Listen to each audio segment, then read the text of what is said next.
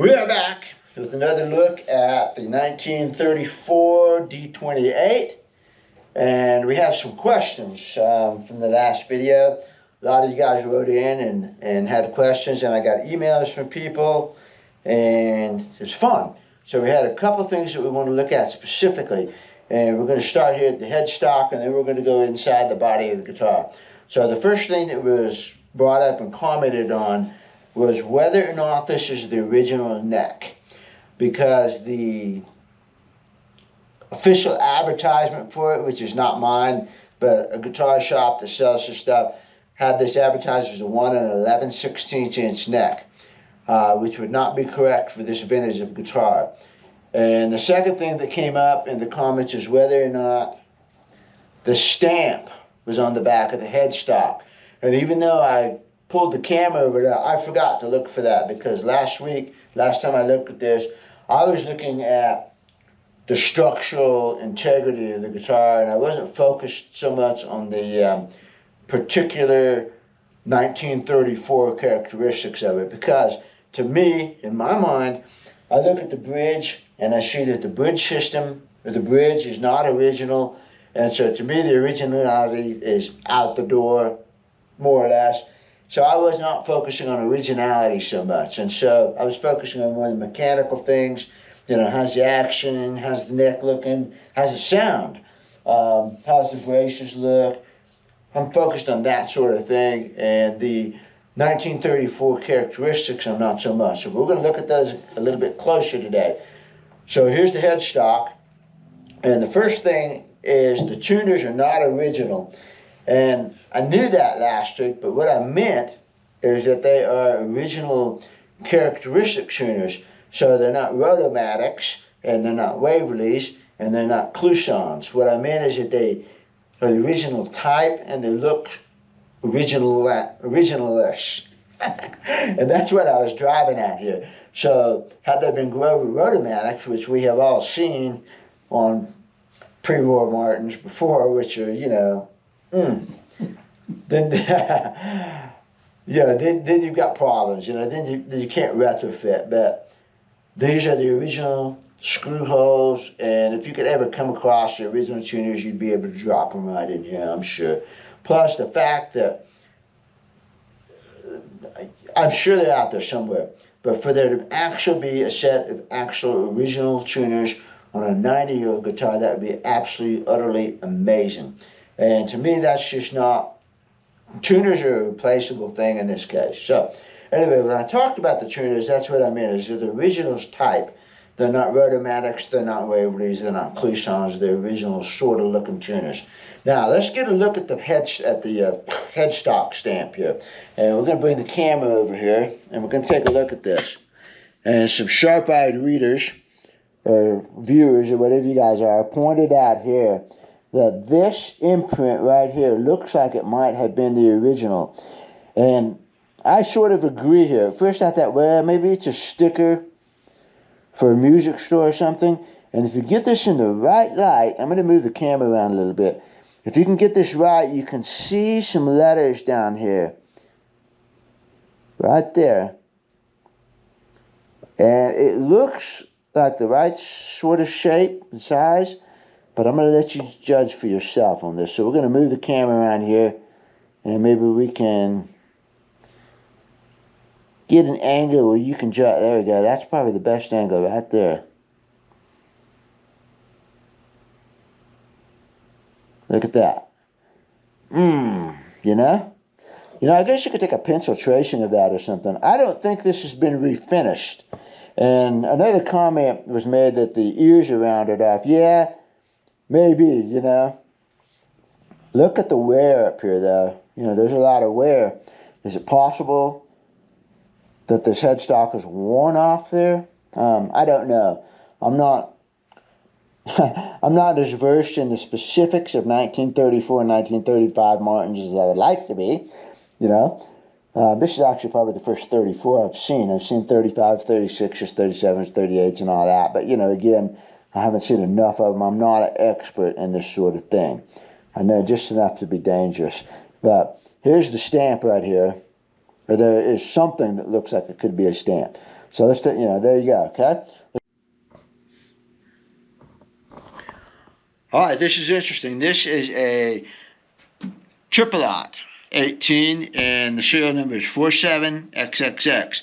So it should be about a 32. And let's take a look at the headstock up here. There you can see the imprint again. And I want you to compare that to the 34. And again, this one's super, super faint at this point. This one has been refinished, evidently. But you can see it, and you can see the shape. And you can just see, there it is, C.F. Martin, Nazareth, Pennsylvania. So there's the shape of a headstock stamp. So I am pretty sure that's the headstock stamp on that D-28. And I just wanted to get this in there so that you can compare it.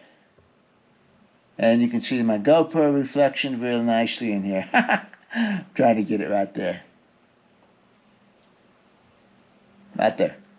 And I really thought on that D-28 that I could see Nazareth, Pennsylvania on the bottom, and I wasn't going to say anything until I made sure that that's what it was supposed to say. But it does say Nazareth, and I can see the Nazareth on this one. You can see the Z, super, super faint, but there's a faint, worn-out one on this guitar too. And it's the same size and the same shape and the same arc and everything as was on the D-28. So I think that's the stamp on the D-28, and I do think that's the original neck. To me, everything points that direction. You guys judge. Question judge. It's YouTube. All right, bye. Let's take another closer look at the neck, so you can look at the volute and look at the wear again on this thing. And this is definitely not a 1970s neck. So if this neck has been replaced, and I don't think it has, but if it's been replaced with an appropriate replacement. And again, I don't think it's been replaced, and here's why. Let me get my GoPro stand up again. One comment that came up is that, again, that website had this listed as a 1 11/16" neck, and it's not. When I played it last time, I said it feels to me like a slim 1 3/4. So in other words, I had Charles Sautel's guitar in my hand, and his neck feels wide. And I calipered it, of course, and it's in the Flat Picking Guitar Magazine book on Charles Sautel, which I helped write, and I did the measurements on that. And Sautel's neck was 1.810 of an inch. Sautel himself said that he thought that maybe someone might have custom ordered a slightly wider neck, because he said that's one of the wider necks I've ever had, and that's why I like that guitar, because it has this big neck. So when I played this one, I said it feels like a slightly slim 1 3/4, but it definitely did not feel like a 1 11/16, not at all. I know what 11/16 feels like. I thought it might be a mid-40s neck, because I played some mid-40s that were chunky. But here's the rule, okay? 0, right? Y'all see that? 0. So we're going to go up here to the nut, and we are going to caliper this thing right there behind the nut, and we are going to come away with 1.73. There we go, right there. Okay? It's a slim 1 3/4. It's 15 thousandths of an inch less than 3/4. That's how much slimmer that is than an actual true 1 3/4. So that's a 1 3/4 neck. Slim one.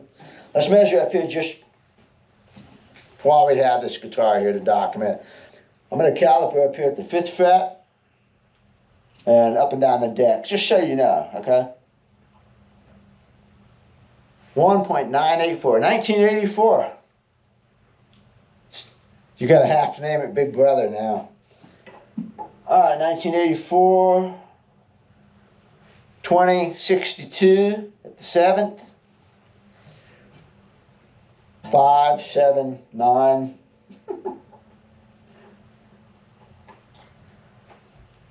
$21.36. We're going to go to the 12th fret. That's a good common measurement.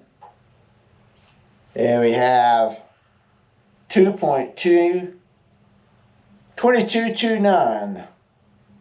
Okay? There's your width. Now let's measure the depth of this thing, and I'm going to leave the strings on because this is the way I typically measure necks anyways. I measure it with the strings, the frets, and everything. Because number one, it's easier to do because you can do it right here on the guitar. Number two, it gives you what I would call a real feel of the neck. So this is the neck in my hand, in other words, just like this. This is what I'm getting in my hand. And I just like it better that way. It's easier to do.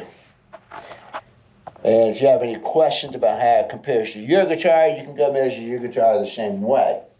So we're going to start at the first fret and put the calipers up there. I'm going to push the G string down, and I'm going to caliper up to here. And I'm just going to read you these because it slips when I move it. 0.943. 0.943 at the first fret. Third fret.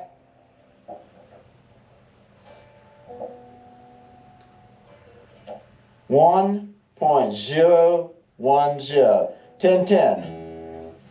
1010 at the third fret with the strings. And you know, all you got to do is calculate 40 thousandths of an inch for the fret and 35 thousandths of an inch for the string, and you can do it with that. You can figure the measurement without it. So, but this is a good way to do it. This is the way I do all my neck measurements. 1.062. I ought to be writing these down. Seventh. 1.1112.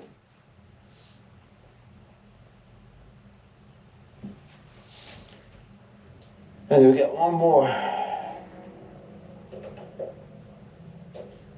1155.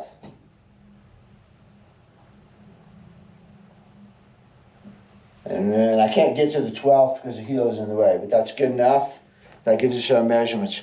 I've done this with the 1937 Authentic and a bunch of guitars, so it's really cool to get this guitar, and it's going to go in my database for that, for those measurements. And so that's a 1 3/4 inch neck. So I don't think this neck has ever been replaced, because if it was replaced, it would have to be sometime in that time span, as far as I can tell. It'd have to be in that time span between 1935 and 1938. Because then after that, you get the 11/16 inch necks, and unless they had a 1 3/4 inch neck sitting around in the back storeroom or something like that. But it's Martin's policy, and as far as I know, it's always been Martin's policy to do repairs with the current standard. So let's just say, for instance, this neck got broken in 1945 and it went back to the factory to get a new neck. They would have put a 1 11/16 inch neck on, or they may have made a new one. Someone more up on Martin history is going to have to answer that question. But from all measurements and things that I see right now, that looks like the original neck. I see no reason as to why this would not be the original neck, except for the fact that the stamp is not real super clear on the back, but there is something back there. And so for all I know, maybe they didn't stamp it hard enough on that day or something. It looks right. I mean, the shape of that thing, it looks right. And I don't think it's been refinished, because then you would still see the stamp underneath it, unless it was sanded off and refinished. But it just, once again, it just doesn't look like that. If I was going to say anything, I would say it was worn off a little bit or something. Again, maybe they didn't get a good stamp on it that day. Maybe the guy didn't want to hit it. But gosh, I keep looking at this like that, and the longer I stare at it, the more letters I can see. It's trying to tell me. It says, Brian, you need this guitar. Okay. I see nothing in here that says that this is not the original neck. And I guess you could pull it off, and maybe your serial number would be in there, maybe it's not. I've got this 1962 D-18 over here that we went back and forth as to why the intonation might be off. And when I pulled the neck up, I was hoping to see the serial number in there, and I didn't, because it had been filed, because that guitar had an extremely tight fit between the neck dovetail and the body. It was so extremely tight I couldn't get the the steam needle in there. And the other guy, the previous guy, probably couldn't either, so he had to sand a little off in there with the serial number. So it was inconclusive, but looks original to me. There's a little spot back here in the binding where you can see that the binding has been replaced.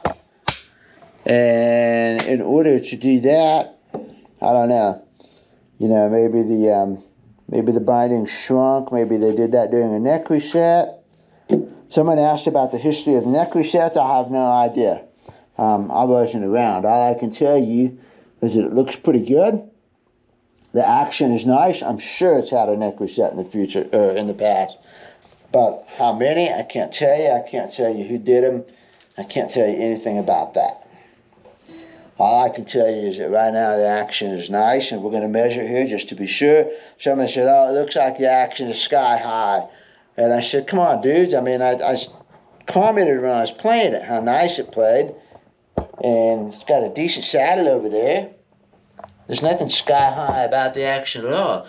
You're using a GoPro right here. It has a fisheye lens. It's going to make things look curved. And it's going to make things look closer. And it definitely, when you're jumping your motorcycle or your mountain bike, it ruins the whole thing because it looks like you're doing nothing. And you're going much, much faster than the GoPro thing. So, ignore that. In fact, tell you what, we'll just get the feeler gauges out right now. Feeler gauges. Here's 90 thousandths of an inch. Look, proof, okay? The internet people are so skeptical, okay? Add those up. 90 thousandths of an inch. It's going to be a little higher than that, I think, but it might not be. It's lower than that. Shh. Sky high. 76 thousandths of an inch. No wonder it plays good. 76 thousandths of an inch. Hear that? 78 thousandths of an inch. That's a low action. Yeah, that's nice. I mean, that's great. 76 thousandths of an inch on the low E. Here's 60. And I'm just going to run across and see what the high E is. The D is probably 64, 62, 62, and the high E is 60. That is a very low action. In fact, that's lower than my Telecaster. So that's why it plays great, but it didn't buzz and it sounds tremendous. I wouldn't touch the action. There's me. So you got a low action. That's not a sky high action. Now I'm going to measure the saddle. We're going to zero these calipers out. We're just going to come over here at the saddle, and we've got 142. So that's about as much saddle as, I would say the neck is slightly overset. But again, I wouldn't touch a thing. I would leave it right there with light gauge strings, and you have plenty of saddle. I got 142 thousandths worth of saddle sticking up out of the bridge over there. And over on this side, I got 147, so it's pretty balanced saddle, which I could tell you by looking at. So you got a low action, which is fun. Fun. It's never going to need another neck reset. All right. What else we got to look at on the outside here? Let's measure the frets while we're at it, just for information. They feel pretty good to me. Zero that out. Let's measure some frets. 34. Frets are just a little low at 34, but 36. 36. 36 is where a brand new Martin fret like this would be 37 thousandths, 38. Yeah, 37 thousandths. So, you know, those are pretty good. Been filed just a little bit more than I would like to do. Right there, 34, 35, that's good, you know. I'm not going to be pulling frets and replacing frets. And it's had a recent fret job, it's fine, leave it alone. All right, let's go inside and find out what's going on back there behind that bridge plate. And last time I just looked at it real quick and I was rushed. Didn't get a chance. I saw some stuff go by and it didn't bother me. until I watched the video and people commented on it. And again, you can't tell. You know, you're looking at the video and you see different things. Okay, so we're going to get some good light in here, and we're going to take a look at that. So that thing is thin. I would be really cautious about pulling it out. I don't think it's doing that much harm to the sound. Obviously, it sounds really good, and I do not want to do any damage to this top. I'd be super, super careful, and I'd have to think on that for probably about a year before I ever thought about removing it. Let's take a look at it now. We can get.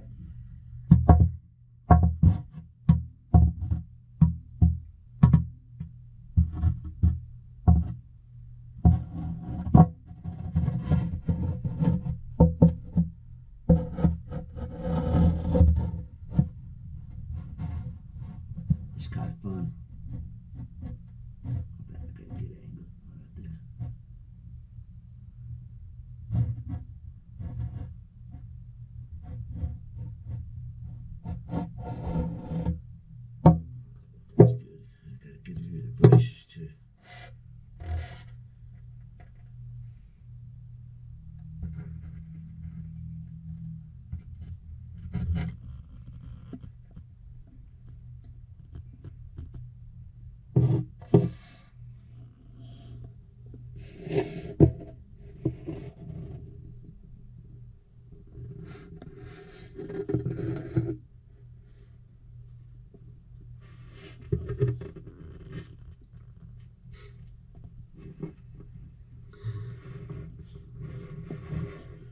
You know, I'm standing here, and I'm nice and stable, but that camera's down in there.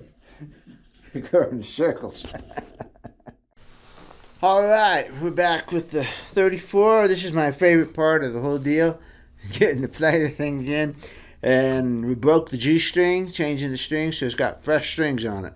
So this is what they sound like in their Elixir Nanowebs. I had the choice between Elixir Nanowebs or their EXPs, and I know you guys would probably like the EXPs, but me, I'm a Nanoweb. Except these are 8020s. I would have preferred phosphor bronze, but no big deal. I like the feel under my fingers. So these are brand new set of Elixir Nanowebs and light gauge strings.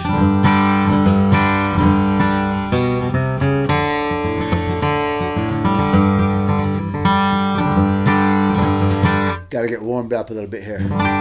I just drove back from Las Cruces, New Mexico, 6-hour drive. Get here and inspect this thing. I'm a little bit road shaky, but that's what pros do, right?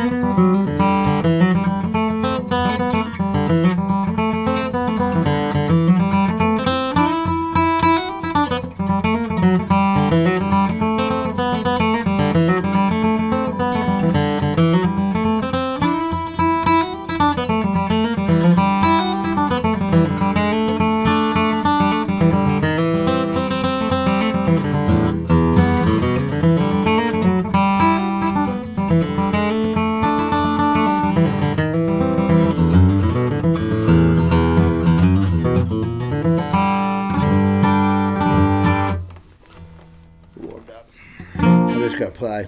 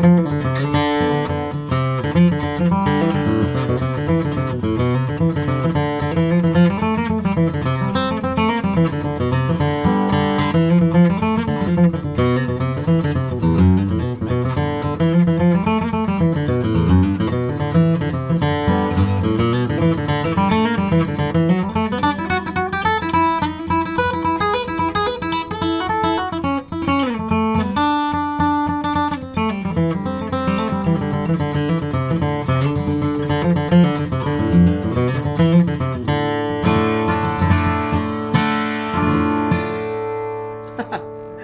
a beast. It's hard to play because you listen to the guitar, you know, and you just check where you're at. Wow.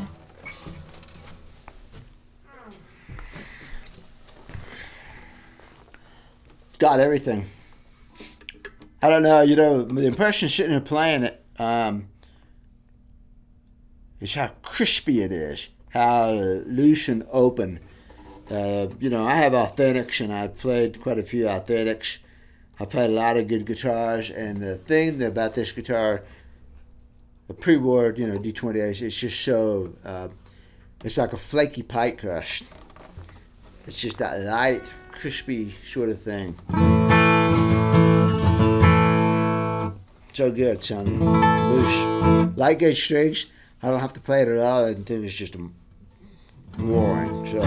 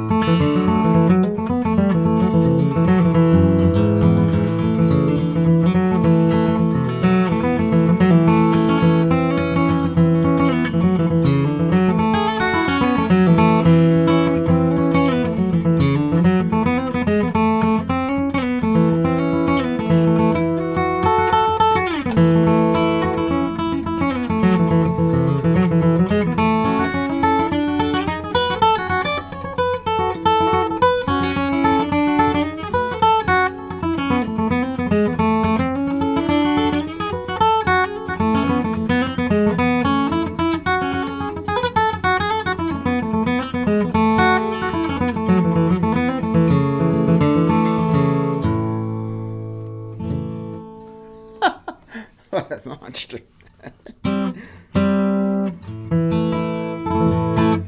Let's play something like this to see.